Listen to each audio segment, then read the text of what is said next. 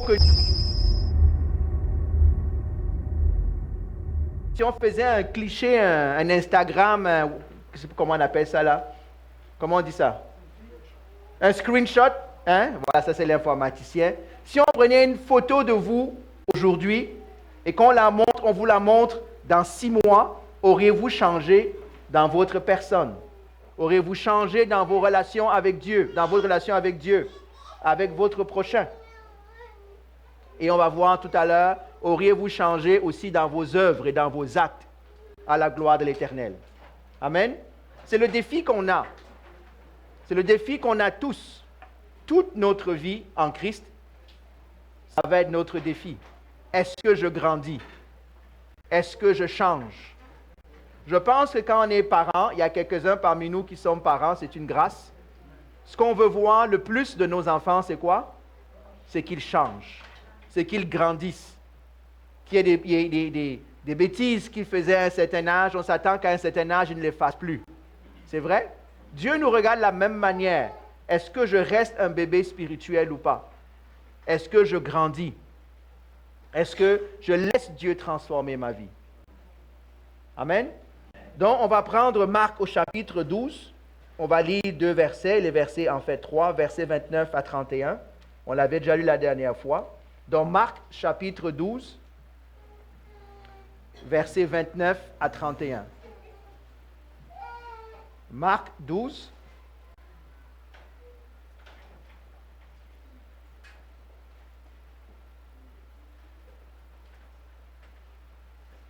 versets 29 à 31. Si vous avez besoin d'une Bible, juste levez la main, on vous apporter une Bible. Donc, Marc 12,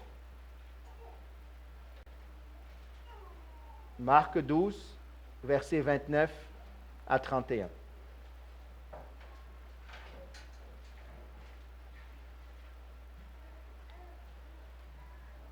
Donc, je lis d'une traduction second 21. Jésus répondit, voici le premier de tous les commandements. Quel est le premier de tous les commandements? Jésus répondit, voici le premier. Écoute Israël, le Seigneur, notre Dieu, est l'unique Seigneur. Et tu aimeras le Seigneur, ton Dieu, de tout ton cœur, de toute ton âme et de toute ta pensée et de toute ta force.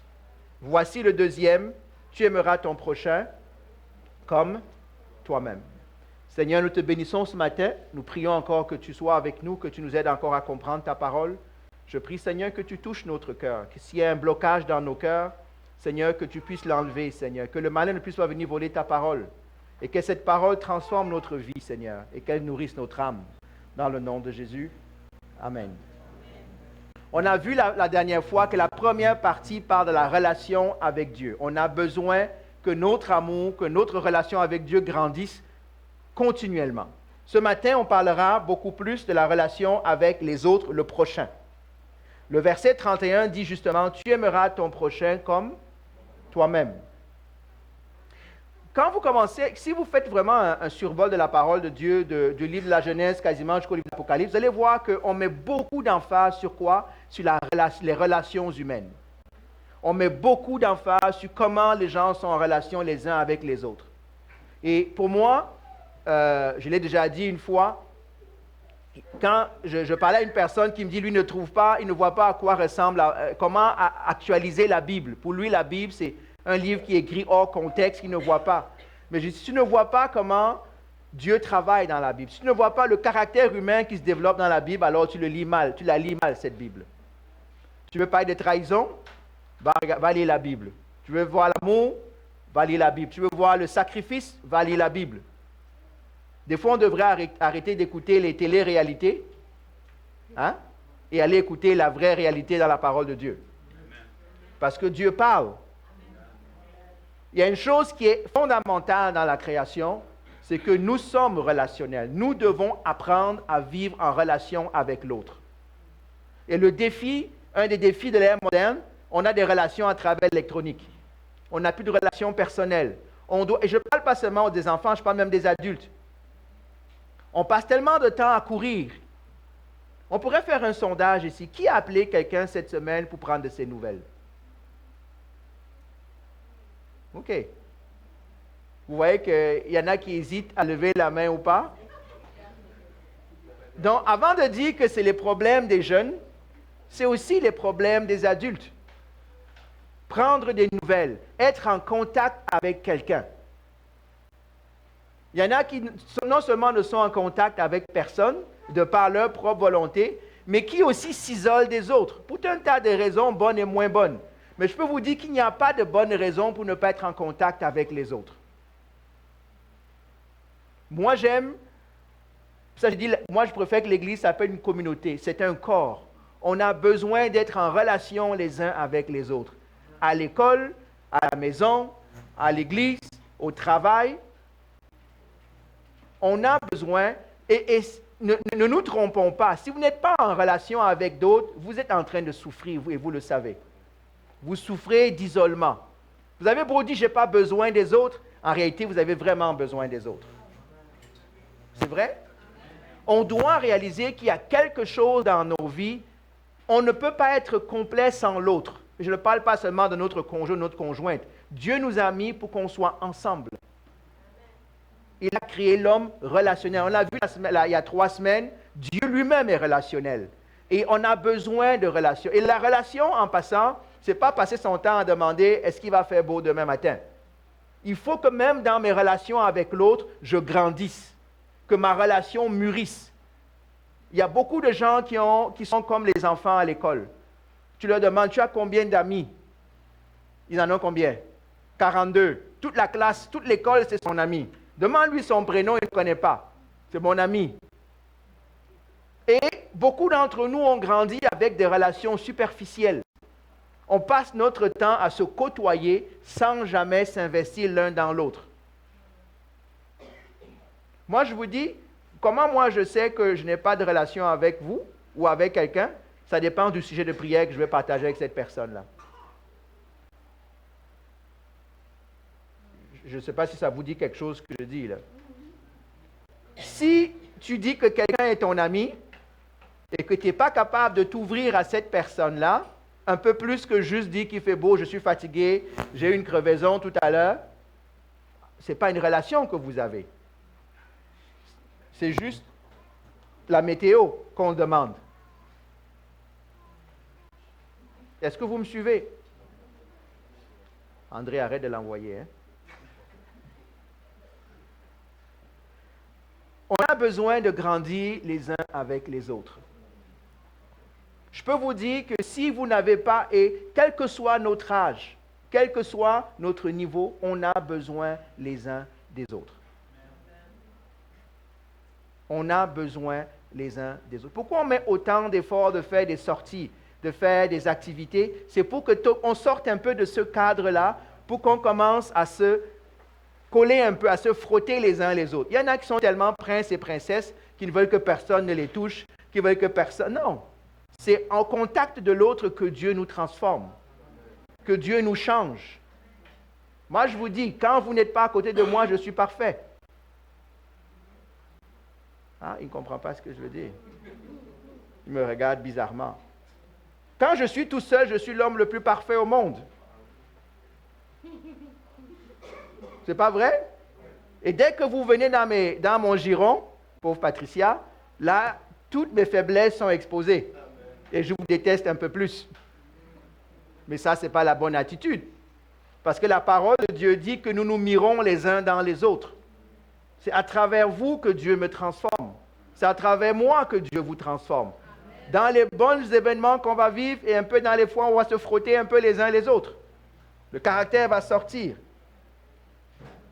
La Bible parle d'amitié, la Bible parle de fraternité, la Bible parle d'ennemis. La Bible ne cache aucun de ces sujets-là. Quelqu'un t'a fait du mal, comment le traiter? Lis la Bible. Quelqu'un t'a fait du bien, comment le traiter? Lis la Bible. Ton papa t'a lâché, comment le traiter? Lis la Bible. Ton papa t'a recueilli, comment le traiter? Lis la Bible. La Bible traite de tous ces sujets-là dans les relations humaines.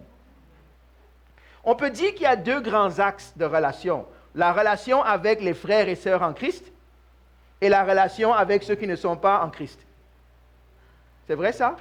Des fois, on se bat avec ces deux-là. Moi, je connais des personnes qui sont à l'église qui ne veulent avoir aucun contact avec les non-croyants. C'est une hérésie, ça, en passant. Hein? Non, on va le croiser, on va aller au travail, mais ça s'arrête là. On doit être en relation avec l'autre, quelle que soit son opinion, quel que soit qu'il soit d'accord avec nous ou pas. Si je reviens au texte qu'on a lu, aimez-vous les uns les autres, aime ton prochain comme... Le premier problème qu'on va avoir dans nos relations, c'est qu'il y en a beaucoup qui ne s'aiment pas. Si tu ne t'aimes pas, tu ne peux pas aimer l'autre. Si tu as une piètre opinion de toi, tu auras une piètre opinion des autres. Ou tu vas fuir les autres parce que tu vas penser que les autres te voient comme toi tu te vois. Et beaucoup de nos relations sont bancales parce que nous n'avons pas déjà cette assurance de nous-mêmes qui nous sommes. On n'a pas cette fierté, cette estime de soi, de qui on est. Et nous sommes dans une société qui ne bâtit plus la personne. Il n'y a pas beaucoup d'amen, mais je sais que dans l'Église, ça se passe encore. Il y a des gens dans l'Église qui souffrent d'un manque d'amour de soi. On a beau leur dire que Dieu les aime. Tu as beau venir l'embrasser, lui faire l'accolade, mon frère, ma soeur, je t'aime. Il va te dire non, tu ne comprends pas, je ne suis pas aimable. Je ne suis pas aimant. Tu ne peux pas m'aimer. Ne riez pas, il y en a comme ça, même parmi nous qui sont assis aujourd'hui. Quand ils se regardent, ils ne voient que leurs échecs. Ils ne voient que les paroles qu'on a prononcées sur leur vie qui ne sont pas bonnes, qui ne sont pas beaux, qui sont de bons à rien, qui sont tout ce que vous voulez. Il y a peut-être des personnes qui vous ont insulté. Il y a peut-être des personnes, vous n'arrivez peut-être pas à satisfaire à votre standard. Vous êtes peut-être perfectionniste. Et chaque fois que vous avez un échec, vous pensez que la terre a arrêté de tourner. Vous n'êtes pas le centre du monde. C'est difficile d'être en relation avec l'autre quand on n'est pas bien avec soi-même. Et pour ça, Dieu veut guérir. Dieu nous rappelle que je ne peux pas aimer. On va voir les relations. Je ne peux pas aimer mon frère David si je ne m'aime pas. Parce que même si je donne l'impression que je l'aime, en réalité, c'est un amour qui est déformé. C'est un amour qui est imparfait. Est-ce que vous me suivez? L'endroit où on guérit, c'est dans l'amour de Dieu. Ce n'est pas un homme qui va te guérir de toi-même. Ce n'est pas toi-même avec la pensée positive, avec plein de livres et plein d'étapes à suivre dans ta vie. Ta valeur doit être restaurée où? Auprès de ton Créateur. Auprès de celui qui veille sur ta vie. Auprès de celui qui te donne la vie. Que tu sois petite, grande, gros, gras, je n'ai aucune idée, blanc, jaune, rouge. Peut-être tu es différent de tous tes frères, peut-être tu es différent de toutes tes sœurs. Peut-être que, je ne sais pas qu'est-ce qui va te différencier des autres, qui, au lieu d'être un sujet de fierté, devient un sujet de rejet pour toi. C'est pas vrai? Surtout que dès le bas âge, nos enfants apprennent à catégoriser. C'est vrai? Même entre eux, ça commence tôt. Lui, comme ça, ça peut être la religion, ça peut être d'où tu viens, ça peut être ton accent, ça peut être... J'ai aucune idée. Et malheureusement, beaucoup ont grandi et grandissent encore avec ces blessures en eux. Pas étonnant qu'elles ne sont pas capables de relation avec les autres. Et beaucoup de ces personnes pensent qu'en se mariant, ça va régler leurs problèmes. Est-ce qu'on peut toucher ce sujet-là? Amen. Si tu n'es pas bien avec toi, ce n'est pas dans le mariage que va devenir meilleur. Hein? On dirait qu'il y en a qui ont découvert ce chemin-là avant moi. Je suis content. Mais ça va être pire. OK. Écoutez, Jérémie, ça va être pire. Et c'est vrai. C'est très vrai. Ça devient un exutoire. Mon mari ou ma femme devient mon idole. Ça devient celui qui doit combler à tous mes manques. Non, ton mari et ta femme ne vont pas combler à tous tes besoins. Il y a des besoins que seul Dieu peut combler dans ta vie. Je sais qu'on aime la formule, c'est très bien, c'est mon meilleur ami, c'est mon meilleur ceci, Oui, c'est vrai, et ce n'est pas tout à fait vrai, parce que ce n'est pas lui qui va te compléter complètement. Il y a la part de Dieu. Et beaucoup de nos défis, des fois, dans nos mariages, ça vient de nous, ça devient de nos propres blessures qu'on a transportées dans le mariage et qu'on transporte dans nos relations. Je vous dis, la différence avec le mariage et les autres relations, c'est qu'on est un peu pogné. Combien ça veut dire le mot pogné? On va voir si vous êtes... Ah non, toi, tu parles... Il faut qu'on te fasse un cours de québécois. Hein? On t'a attaché. Hein? Et c'est pour ça que les gens voient le mariage comme une prison. Quand c'est mon ami, le jour où il m'énerve, je lui dis quoi? Bye bye. Quand c'est mon mari ou ma femme, est-ce qu'il y a un verset qui me permet de me séparer d'elle ou de lui? Hein? Je cherche une excuse. Pasteur, est-ce que la parole a vraiment dit que? Mais le problème, c'est peut-être toi. Ce sont peut-être les attentes de toi-même envers toi-même que tu projettes sur l'autre qui n'arrive pas à combler ou qu'elle n'arrive pas à combler. Mais c'est la vie de tous les jours. Donc, si vous me dites que la Bible ne vous parle pas, je ne sais pas comment vous voulez qu'elle vous parle. Peut-être que tes défis avec les autres, c'est d'abord toi. Tu ne peux pas être en relation avec l'autre si toi, tu ne t'estimes pas. Ou si tu t'estimes trop, parce que c'est les deux extrêmes. Il y en a qui s'estiment tellement. Hein? Ah, une autre expression québécoise, se péter les bretelles. Hein? Se péter les bretelles. OK? Il y en a qui se voient tellement snob, tellement intouchable, tellement le fils de je ne sais pas qui, que finalement personne ne peut l'atteindre. Il y a un orgueil dans certaines de nos vies. Peut-être que tu as un doctorat, l'autre n'a même pas le CEPE, n'a même pas là à l'école. Tu le traites comme... Non, ça n'existe pas. Moi, je vous dis, s'il faut que Dieu transforme nos vies, il faut que Dieu touche ces points sensibles-là. Je vous dis, Dieu ne veut pas changer seulement l'emballage. Hein? Un dégât dans un emballage, c'est encore un dégât. On est d'accord? J'aurais beau mettre du sugar coating, j'aurais beau mettre du bonbon sucré autour de l'arsenic, c'est encore de l'arsenic, hein? C'est pas vrai? Donc, on doit réaliser. Et vous serez surpris comment des fois nous avons tendance, même dans l'Église, à aller d'une relation toxique à une autre relation toxique, comme si c'est toujours les mêmes genres de personnes qui nous attirent. Ben, examine-toi là. Il y a des défis dans ta vie.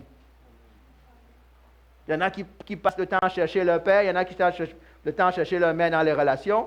Il y a tout un tas de... Je ne veux pas faire la psychologie ce matin, mais on doit réaliser que pour grandir, il faut que ça commence en nous.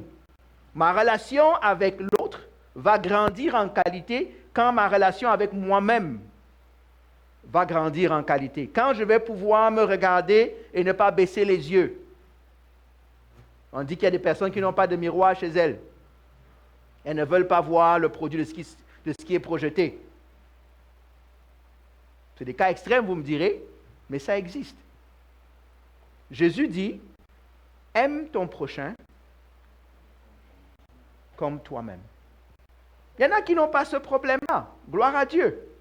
Mais nous devons commencer par analyser la situation, comment je suis par rapport à moi-même. Est-ce que, en passant, ce n'est pas d'avoir une... La Bible dit ne pas avoir une opinion trop haute ou trop basse de soi-même. La Bible est juste, elle dit, aie une opinion réaliste. Est-ce que tu peux reconnaître que j'ai de la difficulté à m'ouvrir? Est-ce que tu peux reconnaître que j'aimerais bien que l'autre me parle, mais je ne sais pas comment aller vers l'autre? C'est vrai? Ça peut être tout un tas de choses. Peut-être je prends mal la critique. Donc, dès que j'ai quelqu'un qui semble me dire que je suis mal coiffé, même s'il a raison, ça finit notre amitié. Tout un tas de choses. Donc, on doit apprendre à se connaître. Donc, premier point dans la relation, grandir dans la relation avec... Ça paraît drôle de dire qu'on doit grandir la relation avec soi-même. J'espère que ce n'est pas drôle, parce que c'est vrai. On doit apprendre à se connaître. Voici ce que David dit à Dieu, sonde-moi, connais mon cœur, examine-moi. Laisse Dieu examiner ta vie et te parler, pas par rapport, souvent on prie trop pour les autres, par rapport à toi. Seigneur, qu'est-ce qui a changé? Pourquoi je me sens toujours seul? Pourquoi il n'y a personne qui m'appelle? Vous vous êtes déjà posé cette question-là, des fois vous vous sentez un peu déconnecté. Pose-toi la question, pourquoi? Est-ce que c'est seulement les autres? Est-ce que tu as semé l'appel pour qu'il y ait un appel qui revienne en retour? Non, mais posez-vous la question. Si tu n'appelles jamais personne, Comment t'attends-tu à ce que d'autres t'appellent? Et quand ceux qui t'ont appelé, tu as donné l'impression qu'ils te dérangent, que tu les déranges, ou ainsi de suite.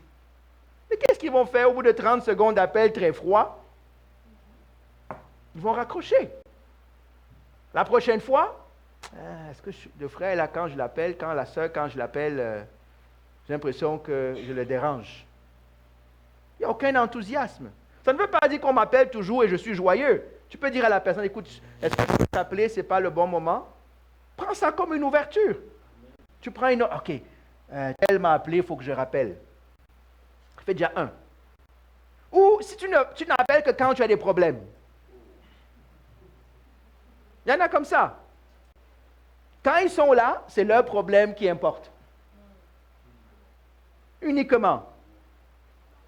L'attention est sur eux. Dès que c'est fini, jusqu'à la prochaine crise.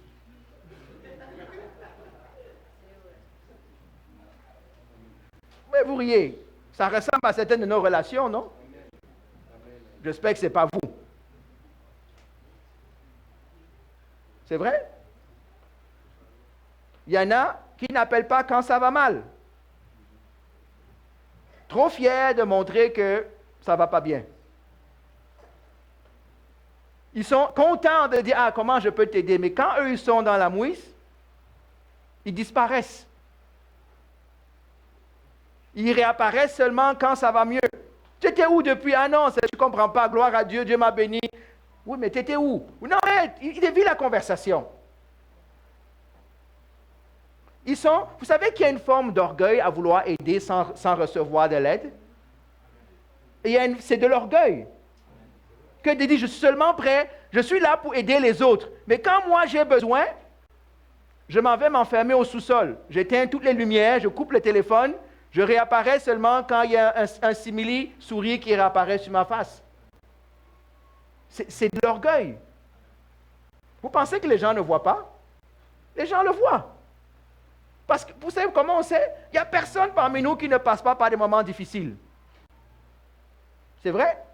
Il y en a qui passent par des moments très difficiles. Il y en a qui passent par des moments moins difficiles. Mais comment tu réagis par rapport à ça? Peut-être que tu ne sors pas parce que toi, tu n'es pas fier de toi. Ça revient encore à toi. C'est encore la honte. Comment? La honte de j'ai perdu mon emploi, la honte que j'ai eu ceci, la honte que j'ai eu cela, et qu'est-ce que les gens vont penser de moi, moi qui paraissais tout le temps comme quelqu'un de très spirituel, très connecté à Dieu. Laissez-moi vous dire qu'Abraham a eu des problèmes, il était connecté à Dieu. Moïse a eu des problèmes, il était connecté à Dieu. David, vous voulez les citer, citez-les tous. Ce n'est pas une raison, mais ça part d'abord de soi. Ça part d'abord de soi. Moi, je vous dis, Dieu veut travailler dans nos vies. Hein? J'espère que tu penses que tu sais que Dieu veut travailler dans ta vie. Et j'espère que depuis qu'on parle de transformation, Dieu touche des choses qui peut-être te concernent. On a besoin de réaliser qu'on ne peut pas vivre sur une île, tout seul. Si votre vie chrétienne, la relation avec les frères et les sœurs se limite seulement au dimanche, entre 9h45 quand vous arrivez en retard et 11h22 quand vous partez un peu plus tôt, je peux vous dire que ça ne va pas, votre vie chrétienne. Je peux vous l'affirmer. J'ai dit, je vais l'affirmer encore. Si vous n'êtes pas capable d'être en relation avec des frères et des sœurs en Christ, dites-moi avec qui vous êtes en relation. Avec le facteur? Avec le collègue au travail? Ça commence par soi. Ça commence par un défi personnel de ma personne. Vous savez qu'il y a un don qui s'appelle la Bible. Il y en a qui demandent c'est quoi les dons. Il y a ce qu'on appelle le don d'encouragement.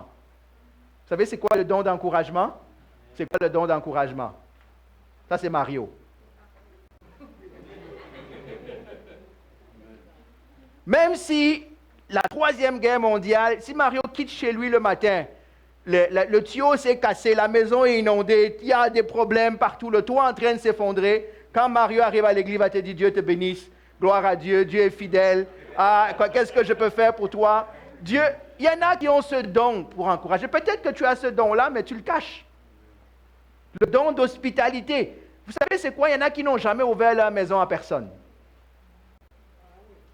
Il y en a qui n'ont jamais ouvert leur maison à personne.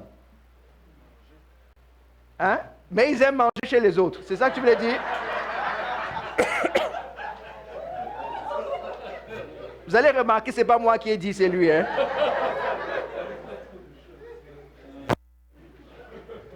Laissez-moi vous dire quelque chose à propos d'ouvrir sa maison. Ouvrir sa maison, c'est ouvrir son cœur. Ouvrir sa maison, c'est ouvrir son intimité.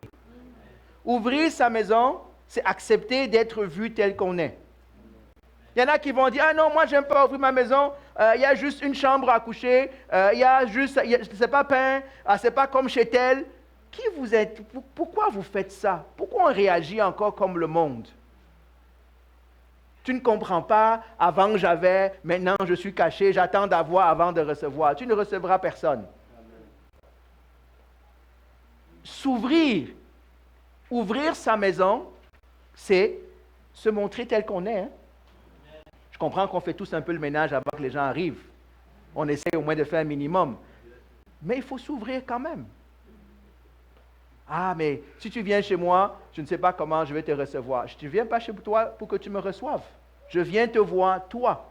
S'il n'y a pas d'eau, bon, on va rester comme ça, on va se regarder, on va jaser. S'il n'y a pas de... Je ne te demande pas plus, tu ne me demandes pas plus. Amen. C'est ça la relation humaine. Ce n'est pas le protocole qu'on veut y mettre. Je suis encore sur moi. Hein? Je ne suis même pas encore en train de parler de la relation avec les autres. Je parle de comment. Nous devons apprendre à nous ouvrir. On doit apprendre à s'ouvrir. Il y en a qui ont plus de facilité que d'autres. Vous avez la facilité, soyez ceux qui encouragent les autres à vous ouvrir sans forcer la porte de leur maison. Non, mais vous riez, il y en a qui font comme ça, là. C'est vrai? Mais si vous avez la difficulté, prenez l'opportunité. Invitez une, deux personnes, pas la foule. Commencez tranquillement à bâtir des ponts. Vous savez, c'est plus facile de venir en aide à un frère ou une sœur avec qui on est en relation qu'à un frère ou une sœur en Christ à qui on n'a aucune relation. Hein? C'est vrai? Ce n'est pas la même chose, c'est normal. Ce n'est pas parce qu'on n'est pas spirituel. Oui, par amour, je vais aller, on me dit tel a une difficulté, je sais qu'il est à l'église, je le situe un peu, je vais aller. Mais c'est différent que si c'est quelqu'un que je connais, que je côtoie. Avant même qu'il ait fini sa phrase, je lui ai arrivé. J'ai déjà pris 4, 5, 6, 7 personnes pour aller aider. C'est vrai? On a besoin de s'ouvrir. C'est encore mieux quand c'est quelqu'un qui passe son temps à aider les autres. On a hâte, pas qu'il soit dans le trouble, mais que quand il est dans le trouble, quand il sollicite l'aide, on a hâte de pouvoir rendre en retour tout ce qu'il fait, tout ce que cette personne fait pour nous. C'est pas vrai. C'est rien de nouveau, là. Mais ça commence par soi-même. Apprendre, à s'ouvrir. Apprendre à s'ouvrir. Il y en a, le cœur a été fermé, ça fait longtemps. Déception de la vie, déception en amour, déception, je n'ai aucune idée quels ont été les défis. Quelqu'un vous a blessé, quelqu'un vous a trahi. Le problème avec ça, les amis, c'est que la guérison viendra par une autre personne. Moi, je peux vous dire une chose. La guérison, vous pensez que c'est seulement la prière. Hein? Ce n'est pas seulement la prière. Dieu va guérir la relation que tu as eue ou la mauvaise relation que tu as eue en amenant une autre personne pour t'aider à sortir de là. Mais ça va prendre que tu ouvres. Ça va prendre que tu prennes le risque encore de t'ouvrir. Parce que s'ouvrir, c'est un risque. C'est vrai? Des fois, on a été blessé. Mais ne regardons pas seulement les fois où on a été blessé. Combien de fois on a eu de la joie à s'être ouvert? À avoir reçu, à avoir pris la peine de partager avec quelqu'un, à avoir appelé. Vous savez, des fois, ça arrive, vous appelez, tu ne sais pas pourquoi tu appelles, mais après, tu es content d'avoir appelé. Il n'y a rien de spécial qui s'est passé, mais tu es content. La personne t'a encouragé, tu l'as encouragé, ça t'a sorti de ta monotonie, tu es content. Et je vous dis, il y a un problème dans cette société. C'est un des esprits qui règne, l'esprit de solitude. C'est vrai ça? Il y a un esprit de solitude. Il y a l'esprit du métro boulot dodo. Tu te lèves à 4 heures du matin ou à 5 heures du matin, le soleil n'est pas encore levé, tu cours au travail, Tu as le temps de dire bonjour à la famille, tu t'en vas au travail, quand tu reviens, tout le monde est couché ou d'autres choses. Voilà la vie de plusieurs parmi nous. Semaine après semaine, après semaine, après semaine, après semaine, 3, 4, 5, 6 mois, un an passe, il n'y a personne que tu as appelé. On est tout en train de se dire, ah, je m'excuse, c'est vrai, j'avais pensé à toi l'autre jour. Oui, mais c'est quand l'autre jour? Ça fait 4 mois. Non, mais pourquoi vous riez? C'est pas vrai. Peut-être je suis le seul, mais moi je sais que ça m'arrive. Mais on doit se faire violence pour être capable de s'ouvrir à l'autre. On doit se faire violence. Ça commence par soi. Ce n'est pas l'autre qui fait le premier pas. Voici, la Bible dit, voici comment Dieu a montré son amour. C'est qu'il a fait le premier pas. On doit apprendre à faire les pas. Il y en a peut-être qui sont à l'inverse, qui sont découragés. Ils disent, ça fait longtemps, moi j'appelle tout le monde, personne ne m'appelle. Ne te décourage pas, continue. Fais ce que tu as à faire. Un jour, la semence va produire du fruit. On a besoin de s'ouvrir les uns aux autres. C'est drôle comment on souffre d'isolement dans l'Église. C'est drôle comment, dans la foi, c'est drôle comment on peut souffrir de plein de choses. Il y en a qui ont 3 jobs, il y en a qui ont 4 jobs, 1 job, 2 écoles, une famille. Il n'y a plus de temps de faire quoi que ce soit. Ça prend de vraiment briser cela. Sinon, on grandit mal. C'est ce que je veux dire ce matin. Je vais m'arrêter ici. Je ne veux pas aller plus loin. On a juste touché. On n'a même pas encore touché la relation avec l'autre. Je veux juste parler de nous-mêmes.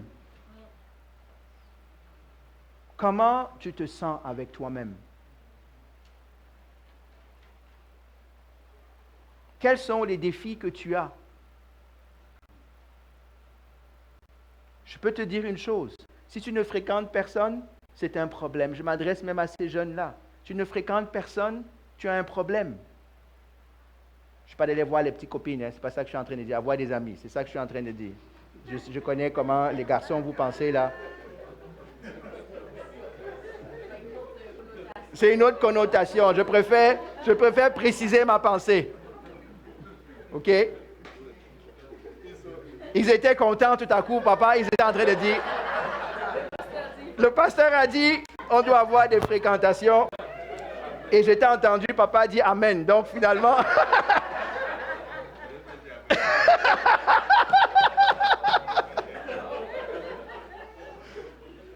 Pour ceux que ça intéresse, papa Samuel n'a pas dit Amen. Mais on revient. Et je pense que le message est sérieux. Je peux vous dire une chose. Une des choses qui va vous sauver dans votre vie, en Christ, au travail, dans votre carrière, ça va être la qualité des relations que vous aurez avec des personnes. Ce n'est pas le salaire. Ce n'est pas la position. C'est l'impression que vous allez laisser autour de vous. C'est la qualité des relations que vous allez avoir à bâtir. La qualité de personne que vous êtes, que des gens voudront côtoyer. Moi, je vous dis, il y en a qui vont au travail, ils parlent à personne, rentrent à la maison, ils viennent font ça lundi, mardi, mercredi, jeudi, vendredi. Lundi, mardi, mercredi. À un moment donné, ils sont surpris que personne ne leur parle. Ils sont surpris que tout à coup, une promotion, ils n'ont pas de promotion. Ils sont surpris que quand on doit couper quelqu'un, ils sont les premiers à couper à qui on fait perdre leur emploi. On a besoin des relations les uns des autres. Tu n'es pas obligé d'avoir les relations comme les autres, mais sois sincère, sois honnête, va vers les autres. Est-ce que ça va? On doit travailler dessus ensemble, mes frères et sœurs. Et ça, c'est le meilleur laboratoire ici, là. C'est le meilleur laboratoire. Apprendre à aller vers l'autre. Et ne reste pas seulement avec les personnes que tu connais. Va un peu plus loin. Côtoie quelqu'un, tu n'as... Hey, il y en a ici à l'église, là, je peux vous dire à votre honte. Hein? Ça fait des années que vous êtes à l'église, vous ne connaissez même pas des fois le prénom de la personne qui est assise à côté de vous. Il y a des personnes à l'église, vous n'avez même pas salué depuis. Vous ne savez même pas comment elle s'appelle la personne. On te dit un jour, est-ce que tu connais tel? Tel? C'est qui ça? Tu décris, tu parles de la personne qui des fois s'assoit à tel endroit dans l'église. Là, tout à coup, il s'habille des fois comme ça. Ok, est-ce que tu connais comment il s'appelle?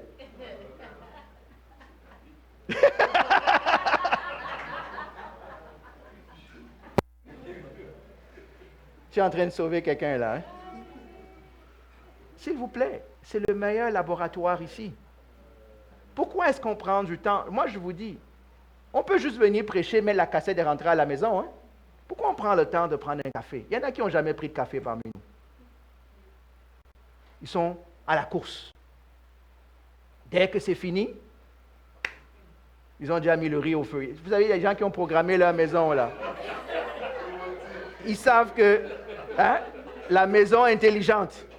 Il a déjà programmé, moi je quitte l'église à 12h35. Donc, il faut que le temps que j'arrive, ce soit cuit.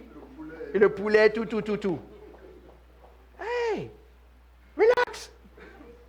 Au moins un jour, une demi-journée, je ne sais pas. Prends le temps de parler avec quelqu'un, de t'intéresser à quelqu'un. Dis-lui, hey, la semaine dernière, on a parlé de ça. Comment ça s'est passé? Mais on ne se souvient même plus qu'on lui a parlé la semaine dernière. C'est drôle, hein? Je parle de choses de base. On n'a pas besoin d'être rappelé à la pastorale, on n'a pas besoin d'être rappelé au leadership pour faire ce genre de geste. S'intéresser à l'autre. S'intéresser à l'autre. Pourquoi on a une communion fraternelle? Moi, j'insiste qu'on ait une communion, on a un temps de communion fraternelle. Pourquoi? C'est parce que je n'ai pas envie de rentrer chez moi. Je veux rentrer chez moi aussi comme tout le monde. Mais prends le temps. On a oublié d'être des enfants. Les enfants n'ont pas ce problème-là. C'est vrai?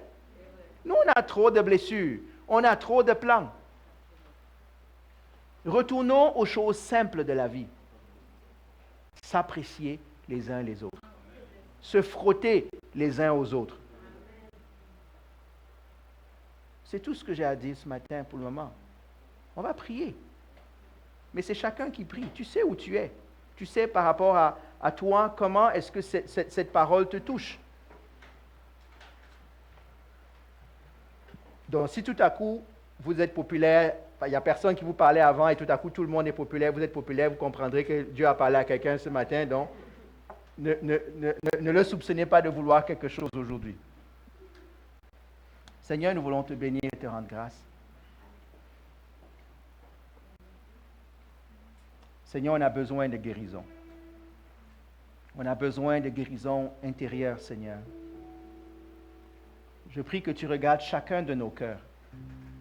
Tu connais où chacun de nous se place dans l'amour qu'il a pour lui-même, dans l'appréciation qu'il a de sa personne, Seigneur. Père, je prie que tu touches les cœurs ce matin. Je prie que tu nous aides ce matin à aller vers l'autre. Que tu nous aides à tendre la main, à recevoir. Que tu nous aides à nous intéresser à l'autre, Seigneur. Mais avant tout, aide-nous à guérir. Aide-nous à guérir, Seigneur. Il y en a parmi nous qui ont été blessés, gravement blessés. Il y en a qui sont juste en train de survivre émotionnellement, Seigneur Dieu puissant. Père, je prie que tu me guérisses. Je prie que tu enlèves la peine, que tu enlèves la solitude. Que l'amour de soi grandisse, Seigneur. Peut-être que ce sont des personnes qui ont souffert de rejet toute leur vie, Seigneur.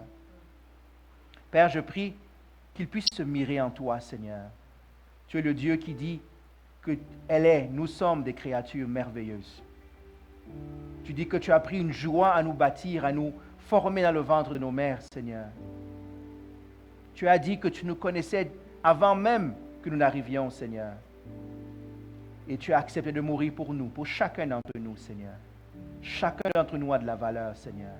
Il y en a peut-être, Seigneur, qui s'estiment trop ou meilleurs que les autres. Brise cet orgueil, Seigneur. Et aide-nous à manifester cet amour. Aide-nous à grandir ensemble, Seigneur Jésus. Seigneur, je veux te bénir et je veux te rendre grâce. Saint-Esprit, viens, on l'a chanté tout à l'heure, et remplis-nous de ton amour, de ta paix, de ta joie, de ta guérison. Pas seulement la guérison physique, mais la guérison émotionnelle, la guérison relationnelle, Seigneur Jésus. Père, touche chacun d'entre nous et glorifie ton nom. Brise les chaînes. Brise les chaînes de nos vies, de nos cœurs, Seigneur. Brise, Seigneur. Amène, Seigneur. Ton onguent de guérison, Seigneur. Les cœurs brisés, que tu les restaures, Seigneur Dieu puissant. Ô Dieu de gloire, comment puis-je aimer mon frère ou ma soeur si je ne m'aime pas moi-même, Seigneur? Aide-moi, Seigneur, à m'aimer davantage. Aide-moi à guérir, Seigneur. Tu connais les zones d'ombre de chacune de nos vies. Tu connais les exigences déçues de chacune de nos vies, Seigneur. Oh, Père, enlève la honte. Enlève le rejet. Enlève la culpabilité. Enlève l'orgueil, Seigneur Tout-Puissant. Et aide-nous à venir comme nous sommes. La parole dit sans se considérer supérieur aux autres ou inférieur aux autres. Juste être nous-mêmes en Christ, Seigneur. Père, je te bénis et je te rends grâce. Saint-Esprit, fais ton œuvre encore ce matin. Fais ton œuvre, Dieu de gloire. À toi l'honneur, la louange et la gloire, Père. Merci pour ta bonté. Merci pour ta grâce. Amen. Alléluia. Seigneur, me voici, assoiffé de ta présence. Père, entends mon cri, celui de la délivrance. Je veux ta rivière,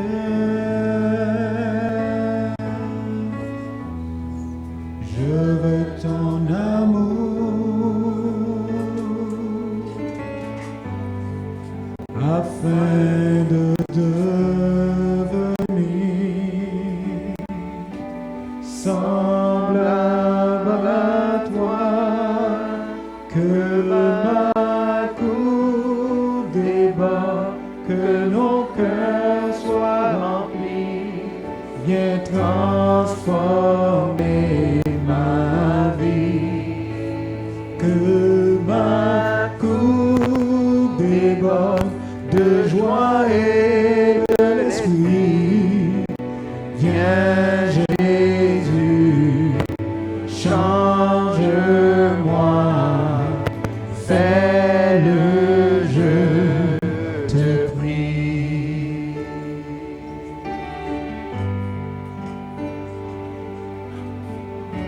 Seigneur, me voici, assoiffé de ta présence. Père, entends mon cri, celui de la délivrance. Je veux ta rivière, je veux ton amour, afin de devenir semblable à toi, que ma coupe déborde, que mon cœur soit rempli,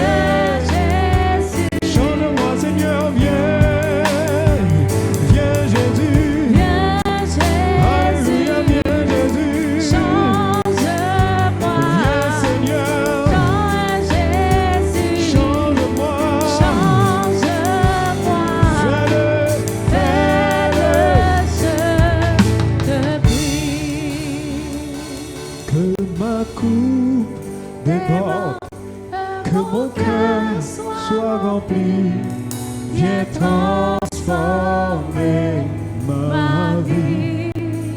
Que ma coupe déborde de joie et de l'esprit.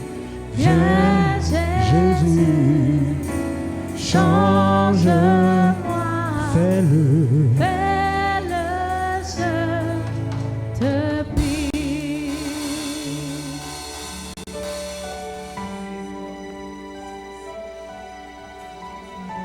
Seigneur, merci de nous avoir permis d'être dans ton lieu ce matin. Merci pour la parole que tu nous as donnée, Seigneur.